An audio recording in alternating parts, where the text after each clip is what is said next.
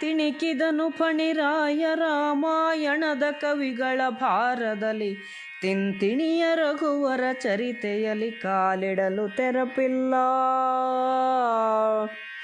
ಬಣಗು ಕವಿಗಳ ಲೆಕ್ಕಿಪನೆ ಕೆಣಿಸದಿರು ಶುಕರೂಪನಲ್ಲವೇ. ಕುಣಿಸಿನಗನೆ ಕವಿ ಕುಮಾರವು ವ್ಯಾಸನುಳಿದವರ, ಕುಣಿಸಿನಗನೆ ಕವಿ ಕುಮಾರವು ವ್ಯಾಸನುಳಿದವರ.